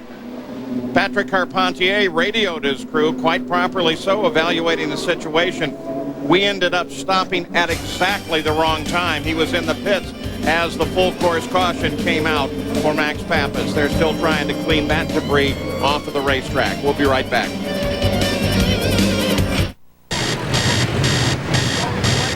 Gonna be a hot one today with temperatures downtown rocketing. getting into the high 90s. One of the hottest days of the summer. What's going on with traffic? I hear you've got a jam. Hey, Buffalo, get ready for an extremely Canadian experience. Molson Canadian Snow Jam. One hot weekend of cool bands, cool DJs, and extreme winter sports in the heart of the city. September 29th and 30th. Call Ticketmaster for tickets. Open for adventure. You know, a chief executive is only as effective as the people around him. And so tonight, I see this as an honor for all our people. Their intelligence, professionalism, and their poise.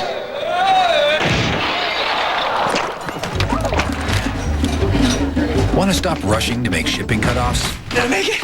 Yeah, you got later pickups now. Introducing FedEx Extra Hour service. Ship up to 3 hours later and still get it there overnight. You got a shrimp thing happening in your pocket. Yeah, I'm a flagman. Third-generation flagman. I do my best work for the Suzuki GSX-R line. Each one is special. The GSX-R 600 is agile, aerodynamic, so it's light, like a bird. Like a bird. And the 750 wins everything because it's quick. Like a cat. And the all-new GSX-R 1000 is just going to dominate racing. And all that power and super lightweight, I'm going to be like... okay, there, it's my back. The old back. That could end up one day being the curse of David Cone. Ex-Yankee David Cone is on the hill against the Bombers as the Sox try to reverse the curse. Yankees-Red Sox Sunday Night Baseball presented by Nextel, 8 o'clock tonight, only on ESPN. Sitting out in the no man's land there is Alex Tagliani. He's going to have to stay there to the end of the race because there's no way back to the pits and, of course, no way to interview him. I'm not so sure he would like that. RPM tonight, your daily source for motorsports, is moving to 6 p.m. Eastern each weeknight beginning on Tuesday. So remember, on Tuesday, tune in at 6 Eastern right here to ESPN2. Well, an interesting situation because as they were coming around, look there, pits are closed sign is out. And despite the fact that that is out, there comes D'Amata, Franchitti, and Jimmy Vasser all making a stop. And so in doing so, violating the rule, that means that they are now going to move to the back of the field. And I don't imagine, in fact, we know Dario Franchitti is not happy with that. John?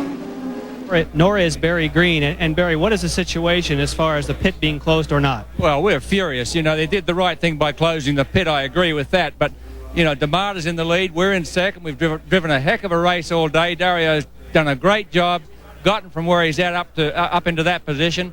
Could have finished 4th, 5th, or 6th. Everyone in the stands knows who's the damn leader, and our officials don't.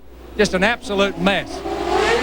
Well, as we go back to Green, Barry Green wants to have some words, I think, with some card officials. Oh, and it's a battle going into turn 1. Mauricio Guzman is the leader. Kenny Breck gets in trouble, goes way wide on the corner, misses the wall, comes back in. Fernandez gets in trouble. We mentioned that these tires on opening laps are a problem. Where Fernandez is, well, maybe they'll just let him stay there. And there goes DeFerrin to the front. Gil DeFerrin comes from 3rd place on the restart, around Moreno and around Mauricio Guzman. And now DeFerrin has the lead. Kenny Breck goes side by side with Tony Kanaan. They come past the support pit straight away. Moreno by Guzman. And Cristiano D'Amata in trouble. 2 cars now in trouble on the circuit. The officials certainly thinking about full course caution, and they decide that's what they will do. The pits are now open, though it probably doesn't matter at all now. Sort of a self-fulfilling prophecy here. The drivers know this may have been their last best chance to pass. Now with this full course yellow, they'll get another restart and another chance for a little bit of track anarchy, because they know that once things start to string out 3, 4, 5 laps, tires start to come up to temp, it'll become more and more difficult to pass. But the time is winding down, Paul. 22 minutes, 42 seconds left on the 2 hour, 10-minute count. But let's go back to what Barry Green was saying as we watch Scott Dixon come into the pits. Barry Green very upset. Dario Franchitti, the reports are, has been upset on the radio. And look at this. We're going to show you the situation. There's the board out. pace car comes around the final turn leading to the pit straightaway. Now, it appears clearly closed to me. You might be able to argue that so tight behind the pace car, maybe you couldn't see it. Well, of course, the question is, and I can't remember now, do they have two different signs, or is it green on one side and closed on the other? That's the question. And then just seconds ago, the restart. Fernandez sliding off the outside, going into the first corner. DeFerrin made his move, got around Moreno, got around Guzman. And so now, under the full course caution, it's DeFerrin in front. Look at him make a move. Look at Kenny Breck as well. Kenny, very, very fortunate to have kept that car off the tires on the exit of turn 1 there. And very fortunate that Michael Andretti was paying very close attention, because Michael could have gotten him big time as he came back into the stream of traffic.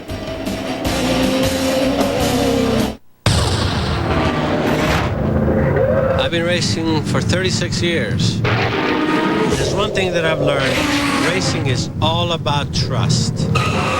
Trust in your crew, trust in your car. Most importantly, trust in your tires. We race on Firestone. They're committed to building quality tires. Because whether you're going over 200 miles per hour or just going home, it's all about trust.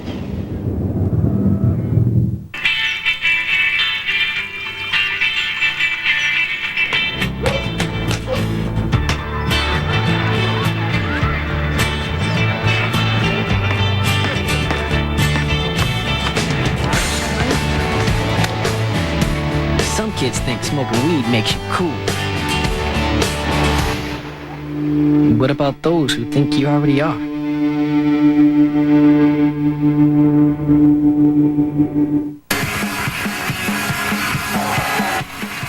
Oh, sweet! Well, 10% discount.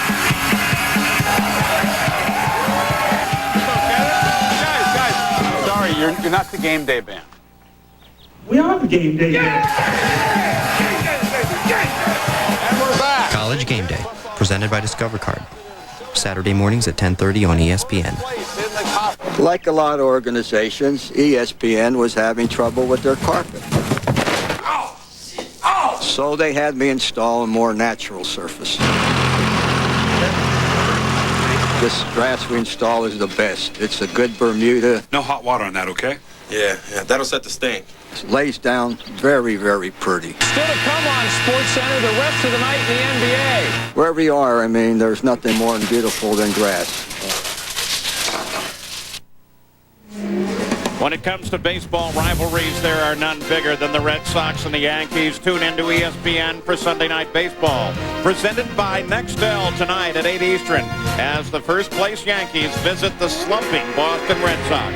And for more, log on to ESPN.com. Well, we're doing some interesting checking here for you. There's Roger Penske. He, of course, is the owner of the current leader, Jill DeFerrin. Roberto Moreno is second. Mauricio Guzman is in third. With the pass into the lead, DeFerrin has taken over the points lead in that ongoing and very close battle. But, Parker, we're still wondering about what happened as three cars came into the pits, the three leaders of the race as they came in. Well, as a driver, I'm just aware that there's a red board or a green board. I'm not sure of the mechanics as to whether there's two different boards, one red, one green, or that's a two-sided sign, green on one side, red on the other. So we're going to find that out for you and let you know whether we're looking at the back side of the green board or simply a two-sided red board. Well, and that is important because the visual we have actually comes from the backside looking up the track as the cars came into the pits. Well, 82 laps are complete. There is DeFerrin. Compare him 2000 to 2001. This year he has not performed in his championship form of last year, though he has been somewhat consistent. He's still looking for a strong lead. He said he hasn't been getting a lot of attention this year, but that's actually good. He's quietly just been working at trying to consistently finish. And as I said, this morning when he got out of the car after qualifying. Oh, he was smiling. He had that little smile, that look in his eyes that said, the car's perfect, we haven't changed anything, and now look where he is. That's the kind of confidence a team wants to give it their driver after morning warm-up, so he thinks about nothing except driving to the front in the race. Especially, again, at this point in the season where it would be very good to score a victory and give you some impetus in the final run to the last race of the season at California Speedway. So DeFerrin still circles along with the rest of the field behind the pace car. 17 cars are on the lead lap. 17th is right now Shinji Nakano. It's DeFerrin, Moreno, Guzman, Carpentier, the top four. Then Breck, Michael Andretti, Tony Kanaan, Oriol Servia, Michel Jourdain Jr., and Tora Takagi. One of the guys involved in that situation coming into the pits was Cristiano D'Amata, and right now he's with Jan Bikas. And some intense emotions down here in Newman Haas. First of all, the discussion was they shouldn't have closed the pits, but in your estimation, were the pits closed? Could you see a pit close sign? Yeah, I think I could see a pit close sign, but this is a road course. The pit shouldn't be closed. The point is a lot of the guys, me and Dario, I think Vassar too, everybody that stretched their stops to get more laps, advantage over the other guys. We were tight on fuel. We couldn't, even in the yellow, we couldn't go for many more laps, and they closed the pit, so they just basically ruined the race of everybody was doing fine, was doing the right thing, and benefit everybody else who had worse mileage, was going slower than us. So you're saying it's a case where you had no choice, you had to come on because no fuel left? We were the tank was basically empty. We risked to go another lap. We could make this other lap, but another one we're going to stop in the middle of the racetrack. The point is, although we understand closing the pits, a road course is not the first time that it happens, and I just think it's a huge mistake. It's a joke. Thank you, Cristiano. Now there's Cristiano D'Amata being very straightforward. Well, and the problem as a driver, I've come up behind the pace car saying, hey, you got to wave me by, and they haven't. I realize my race is evaporating while they're trying to make a decision, but you have to abide by what you're seeing. Look at the smile on Mr. Patrick's face. But if I came up and saw a closed pit board for the pits, you have to realize you can't ignore that. You will be penalized. Pat Patrick knows that his driver, Roberto Moreno, is in second place behind Gil DeFerrin. And so far today has been pretty racy, twice able to get around DeFerrin. We'll be back. This is an ordinary cell phone. This is Nextel, and it's going to change the way you do business thanks to Direct Connect, its digital two-way radio feature. Frank, you see it? Not yet. It ensures instant contact. Bridget. Got it. Cost a fraction of cellular. It just passed. And it makes other cell phones... Ready now. Obsolete. Nextel Direct Connect, the digital two-way radio feature that lets you get right through. Introducing new Castrol AccuVision Rain Repellent. Unlike Rain-X, AccuVision can go on in just 1 minute, so you can easily apply it whenever it's convenient. New Castrol AccuVision, the 1-minute rain repellent.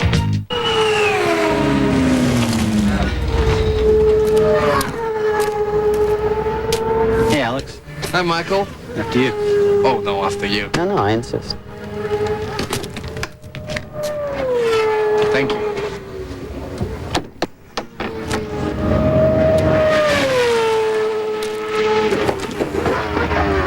Competition. Most of the time, it brings out the best in us. Hey, make you something! Coming to D-Day this fall.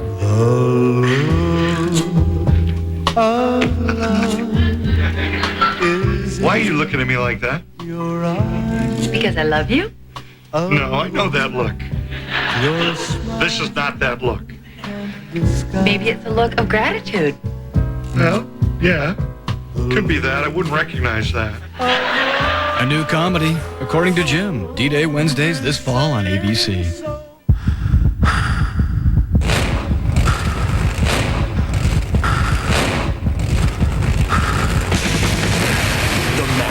NHRA U.S. Nationals qualifying rounds continue 8:30 tonight on ESPN2. Welcome back to the Molson Indy Vancouver. Paul Page, Parker Johnstone, Jan Bikas, and Gary Gerald. in what has been a less than smooth run and now has some very angry drivers. We're still under the full course caution. Cristiano D'Amata just moments ago suggesting that they closed the pits. He understood that, but they shouldn't have. I opened the show saying strange things happen here, and they always do. We could see DeFerrin take off back there. He's let the pace car pull out a nice, healthy gap, and now he's slowed down again. Very interesting. Well, the pace car comes off in turn 4, and then it turns over again to DeFerrin. He slows it down, then surges forward, trying to get away from Roberto Moreno. But Roberto Moreno is right on top of that move. Green flag is out. Moreno's locked onto the back end of DeFerrin. Kenny Breck tries that inside nose, and he hits Carpentier. He just drilled Patrick going down into the first corner. Patrick had to take the escape route. If he would have turned, he would have been right into the tires. Kenny Breck now being involved in a number of contacts. Right rear tire is flat. Whoa, and that was Vassar running off the course, right behind Christian Fittipaldi. Carpentier's day's done. Patrick wondering what's going on there, but knows that at least Moreno is still in second, though his second car, Jimmy Vassar, in trouble. Look at this little battle. Whoa, and parts fly there as well. Well, this is turning into a desperation street fight. And pulling wide was Mauricio Kugelman. Well, he's been shoved offline so many times. I can't tell if he's got a mechanical problem or he's just got so much pickup on the tires. Maybe just thought that's where he ought to be. Let's get the heck out of the way before you get run over. Well, Tony Kanaan here is working on Michael Andretti. Let's focus. Battle for 6th place. Man, Tony went from 7th to 4th. Michael up a number of positions. Oh, look at that. Trash all over the place. That's from the contact that Jimmy Vassar had. We're going to try and show you what happened back there. There goes DeFerrin and Moreno. Watch right here. Kenny Breck right into the back of Carpentier. Flattens his right rear tire. He gets wide. People sliding through on the inside. He gets back in line. So that's the first contact going into the first corner. Later on, we saw Vassar off there as well. Here's another shot of it. Carpentier, if he would have turned, would have been right into the tires. You saw Christian Fittipaldi with a very close move going into the corner as well. DeFerrin, a little check of the mirror. Man, he just drills him under braking. That was a big hit. And that was Canada's last hope when Carpentier ends up off course after being punted there. And look at this, Christian, and there is Vassar. All right, that explains what happened to Jimmy Vassar and why parts from his car are laying out in the middle of the circuit. Well, maybe hope is not totally gone. Carpentier has made it back to the pits, though it was a long, slow trip, Gary. Yeah, we're trying to look through a tremendous crowd here as they get him serviced and back out. Carpentier will continue, but boy, what great disappointment. They made only one tire, the damaged tire change, and got him going. So we saw Jimmy Vassar, obviously a helpless victim there. As we could see Fittipaldi sideways in front of him. Jimmy had no place to go. Quickly got pulled off with a heavily damaged front suspension there off the racing line. But we talk about racing luck so often. Here, team players dominates, qualifies on the front row. Tag just takes off. Carpentier is right there. The right crew, the right team at the right time, and yet nothing goes their way. Everything completely beyond their immediate control. Oh, I can't imagine what it's like down in the players' pits, Gary. Well, we've got Neil Mippa right here. Neil, what is the emotion after you've had such a great weekend up until the actual race, and you see what's going on? It's become a street fight, it appears. Yeah, I'm pissed off. It's racing. It's unfortunate. Obviously, we were in fairly good shape early on. And, you can only do what you can do. I think these last 15 laps got pretty ragged here and still pretty ragged out there right now. So, to have one car drop out with a mechanical failure, but then have Patrick knocked out over, I think, probably a little bit silly with what was going on. But it's racing, so we'll just come back and we'll get him next time. Appreciate your thoughts. Thanks. Thank you. Great attitude, great competitor. Neil Mippa been in the series a long, long time. They have just officially announced that they are enforcing this as a timed race. The time limit for the race was set at 2 hours and 10 minutes. There's now 9 minutes and 40 seconds to go. As a result of the Destruction Derby, as I look through the points-paying positions 1 through 12, Gidley now up into 10th place. Great drive from him after struggling all weekend. Franchitti in 9th. Takagi back on the lead lap up to 7th. And look at the points now and what happens to the championship. It changes once again. It's changed every single race weekend this year. Have given to Farron the lead back by 9 over Breck and Castroneves. DeFerrin, Moreno, Andretti, Canan, and Servia. And look at this, Moreno! Moreno works on DeFerrin and takes him. So Roberto Moreno, now we know why Pat Patrick was smiling. This is the reason. That's the third time today that Moreno has been able to pass Gil DeFerrin on the racetrack. He just got a great run coming off of turn 4. You can see the reaction there. Slipped inside him, down inside turn 5, and then just snookered him all the way down the straightaway. When your job's on the line, you can do some pretty heroic things. The new contract is just a wonderful incentive. Roberto Moreno now leads over DeFerrin, Michael Andretti, Toyota, and then 3 Hondas. When you eat out, you want the best for your family. Our family specializes in long-honored old family traditions in fine Italian cooking. We use only vine-ripened tomatoes, fresh herbs and garlic simmered for hours, just like Mama's. What a sauce. We serve only the freshest salads and bread, fish, chicken, and veal in classic Italian style. Our pizza, the best, as only an old traditional brick oven can make. So come on back to Modern Pizzeria for traditional, fine Italian food. It's not enough to be the 2 best middleweights on earth. To be undefeated like Felix Tito Trinidad. To have 13 successful title defenses like Bernard the Executioner Hopkins. Because what's at stake is pride, country, and the first undisputed middleweight crown in 14 years. Trinidad versus Hopkins, September 15th, live on pay-per-view. Order now and watch it live for only $44.95 on Cablevision pay-per-view. 2 great champions, and then there was one. I drive a 900 horsepower Champ car for a living, and it's a pure adrenaline rush.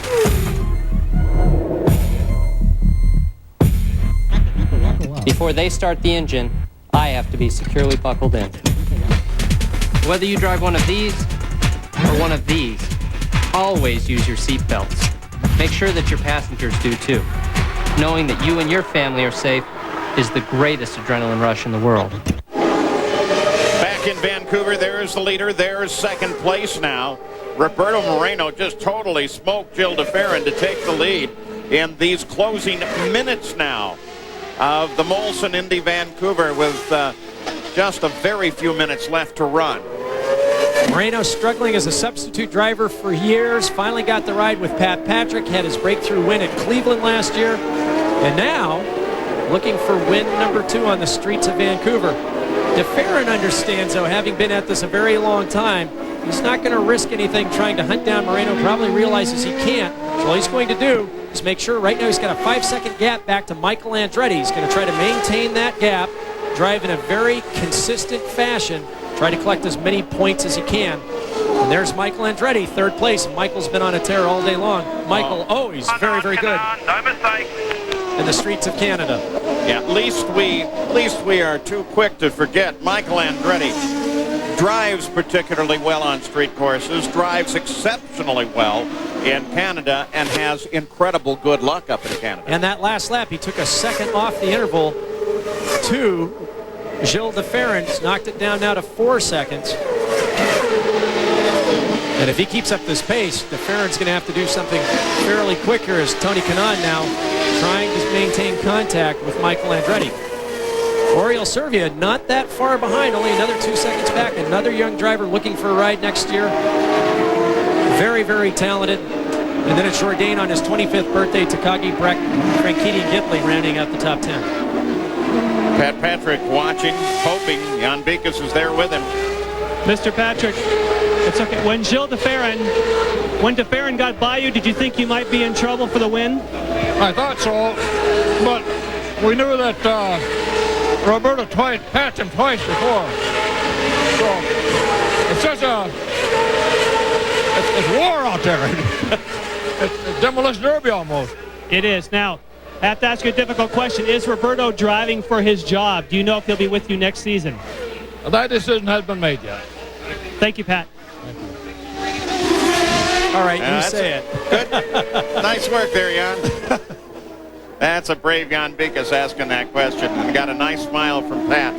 Pat is, if anything, he's a negotiator. And this is the time of the year I think he loves most just because he's able to work deals with drivers, and he's got a lot of balls in the air right now. I'm glad the way you finished that the way you did there, Paul. You had me worried there for a minute, but it's not only drivers, it's also engine manufacturers and chassis as well. We've seen guys from Renard, Lola at opposing teams that are being currently run this year going back and forth. So a lot of deals being made in the paddock. 5 minutes, 10 seconds to go. Race is actually going to run about 3 laps shorter than the scheduled distance. It's going to be a very close call on this timing as they pass under 5 minutes to the checkered flag. DeFerrin now just 3 seconds back. And Moreno going to have some traffic to work.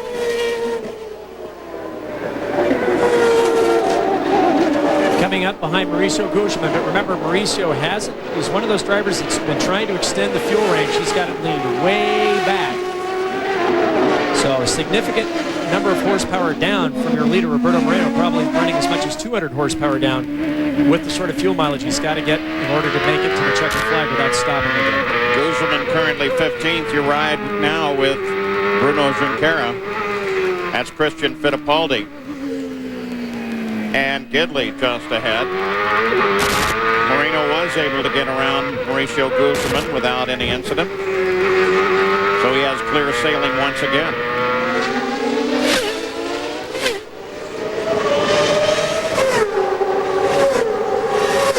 Clock continues to count. The Molson Indy Vancouver. The good news for many of the fans here is that it has been reported that they have extended the contract for this great event for another 3 years. We saw over 90,000 fans here on Friday and Saturday for open testing and qualifying. The place is absolutely packed again today. Oriol Servia currently 5th. He's had a good day. You know, the thing about these Molson events, they really do a nice job of turning it into an all-city festival. There was so much going on. Our hotel is, located 7 or 8 blocks from the track, and there was a concert here at the track last night that thankfully ended about 11:30 because it was as if they were in your room. They practically were. I got my homework done and said, okay, guys, you turn the music off now. And you were on the other side of the hotel. So Roberto Moreno, then DeFerrin, then Michael Andretti. Roberto's teammate, Jimmy Vasser, 2.5 seconds, plus 2.5. got in a major confrontation that took him out of the race. Jan? He did. What happened with you and Christian? I don't know. They got him and Mamo got together. He was spinning, and I just figured I'm going to go down low and gas and try to get around him because we got thrown back from that closed pits thing. I don't know on the earth know why they closed the pits. I'm sure there's a good reason, but I'm not smart enough to know it. But so I was just going to get by him or crash, and just like crash. You know, we try to get some points out of it. I need to get in front of those guys and move up. But he spun in front of me, came back down, and we clipped. Why do you think all of a sudden the thing turned into a street fight with so much contact? I don't know. I don't know what's going on, but I know one thing. Roberto Moreno's driving a hell of a race today, and I'm ready here, down here. Hopefully everything goes well, and we can win this thing today. All right, get up there and root for your team. Gary? Well, Jan, you tried to talk to Max earlier, and we had a system failure. Max has now been released from medical. First of all, Max Papis, are you okay? You feeling all right? Yeah, I banged my knees really hard. You know, we had a huge mechanical failure. I don't know where it was, in the middle of the kink in 5th gear, flat out. Rear wheels locked up, and I went straight in the wall. It was an extremely hard impact. How tough is it to handle this? Because it seems like you've had so much misfortune other than that great day in the rain at Portland. I'm a strong person. I believe in myself, and I believe that Mad Max is here, and never count me out because I'm a fighter. All right, thank you, Max. Thanks. Well, Jimmy Vasser, of course, like so many drivers, while they're actually out there, don't have... White flag! don't know totally what is going on. The official reason for the pit closure was trying to move equipment given that accident that involved Max Papis. So Roberto Moreno now looking for the second win of his career. Remember the run at Cleveland and the celebration thereafter? Roberto Moreno, 10th different winner this year if he makes it to the checkered flag. 3.3 seconds now ahead of DeFerrin, who's now 3 seconds ahead of Michael Andretti. So that gap remaining fairly constant over the last few laps. Tony Kanaan up to 4th, Servia up into 5th. Great drives by these two drivers.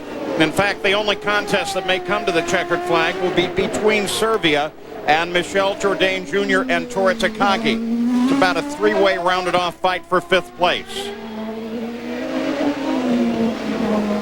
Little Roberto Moreno, one of the best attitudes in the series. Checkered flag is out for him. Win number 2 for Roberto. Good job. You did it, buddy.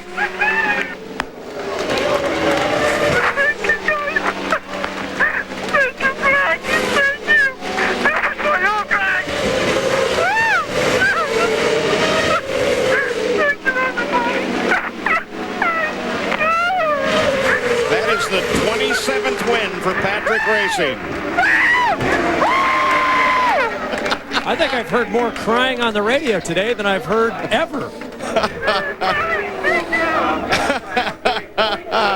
Well, Bob, as we call him, is happy. Moreno, DeFerrin, Andretti, Kanaan, Servia, Jourdain Jr., and Takagi. No changes in the final lap in the unofficial results. We'll be back.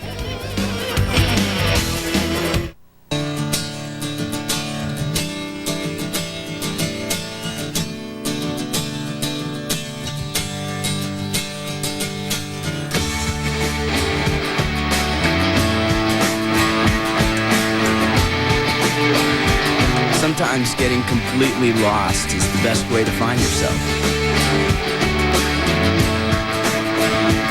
Molson Canadian. Open for adventure. Now this is the fear snake, the most venomous snake in the world. One bite from him and it's all over. No! Ah! No worries, mate. Luckily, we've had the anti-venom sent from America via FedEx. In my line of work, if you're not absolutely sure, you're absolutely dead. Oh, crikey. It appears we've used a different courier who hasn't arrived yet. It's okay because... Shipping down under? This is a job for FedEx. At 160 miles an hour, your heart rate triples. At 200 miles an hour, your muscles strain and distend. At 230 miles an hour, it's not uncommon for headaches to begin.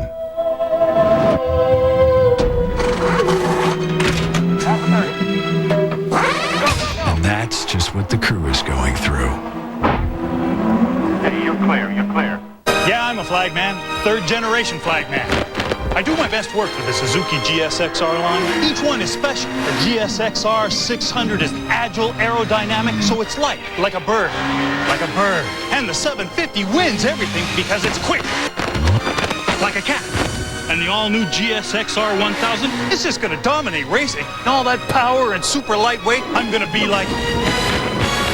okay, there, it's my back. The old back.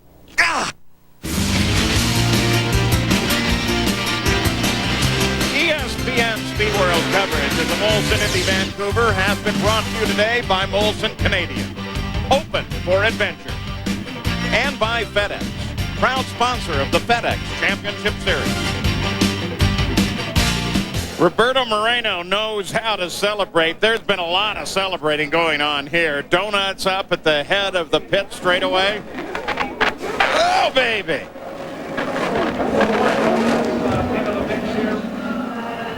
And then after out of the car, to the cheers of the crowd. They loved every moment of this. And finally, Roberto Moreno joins Gary Gerald. The emotion on his face, tears. He has just broken down with a Brazilian flag on his shoulders, a beautiful trophy on his shoulder, career win number 2. Roberto, take me back to when you made the passes, Gilles de Ferran. How tough was it to accomplish that? And did you set him up? Were you waiting for the right moment? Vestido, thank you very much. Darling, fantastic. It was a difficult race today, but the division team gave me a great car. And we were there. The passes were difficult, but I was able to make it. Just when you have a good car, things become much easier. I just have to thank you, all my engineers, my crew, division people that put a lot of effort behind us. And Darling, I'm sorry I'm not here. Roberto, have you been motivated feeling that you're driving for a career, driving for a job for next season? This is nonsense. Don't say that. A professional driver don't think like that. It's just that our team is getting better and better, and we're just improving each race we go along. It takes time to get things together, and we had a slow start, but now we're quite strong. That's all it is, and I just have to thank everybody that supported me. Wonderful job. Congratulations. Thank you. And Roberto Moreno becomes the 7th different winner in 7 years at Vancouver. There's the unofficial results. He and his wife came in the trailer at Road America. We're just sitting there in the evening, and he was saying exactly the same thing. Paul, all I can do is do the best job I can, and everything else will follow. We guarantee it. That's right. We guarantee that Lucas Power Steering Stop Leak will stop the leaks in your power steering unit or your money back. It also eliminates those annoying squeals and dangerous hard spots that mean you need a new rack and pinion, and that's expensive. Remember, we guarantee it or your money back. Lucas Oil Products. We save you money. Lucas Oil Products are available nationwide in truck stops and parts stores. Call toll-free for a dealer near you.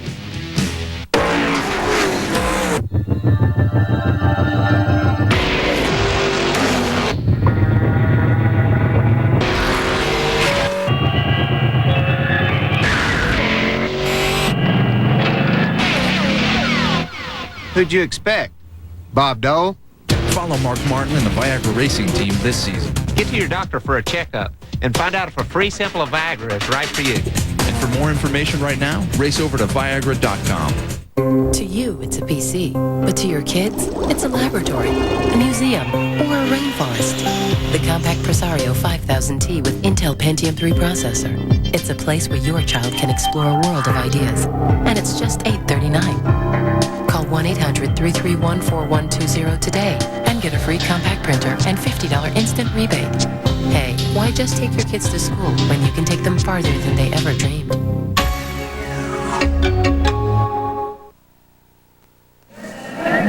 The Molson Indy Vancouver has run its course. Kenny Breck, in the best spirit of sportsmanship, sought out Patrick Carpentier to apologize to him for the incident down there in turn 1 that took Carpentier out. Jan Bigas?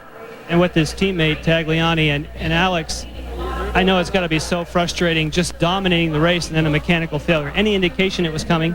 No, actually it just started doing some noise and I didn't know what it was exactly, so I tried going into the corner with different gears, and suddenly it went. So I'm sad because I really wanted to win my first race, especially in Canada, but maybe it's not my time yet. But the players' team is really strong and I'm proud of them. You spend a lot of time out there in what we call no man's land, having time to think about it. How do you get through those emotions and get yourself motivated for the future? Boy, it happened so many times last year. I just got prepared and stronger. I don't know. It's last year I don't think we had the consistency we had this year, and this year I'm really proud that our team is really strong. We have a very fast car, and it's easy to keep the confidence for the next race because I know our car is really fast, and it's just a question of time and a little bit of luck. Well, I hope that comes soon. Thank you, Alex. Thank you very much. Alex Tagliani was powerful while he was out there. Roberto Moreno took the win. Second place, Jill DeFerrin, who now takes over the championship fight by 5 over Bracklin Castroneves. Michael Andretti is 12 back. So it continues to be one very tight fight. In 2 weeks, the series heads to Europe for back-to-back races. First up is the German 500 on Saturday, September 15th.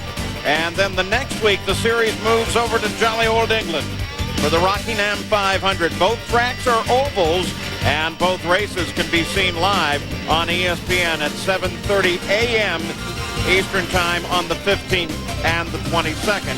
of September. Our final Toyota Spotlight looks back at Pat Patrick thought was a demolition derby today, but ended up with Roberto Moreno as the winner of the race, the second of his career, and a lot of very expensive equipment. Coming up next, the NHRA, the U.S. Nationals. I'm Paul Page. For Parker Johnstone, Jan Beekes, and Gary Gerald, thanks for joining us here in Vancouver. We'll see you in 2 weeks. This has been a presentation of ESPN, the worldwide leader in sports. For more, log on to ESPN.com.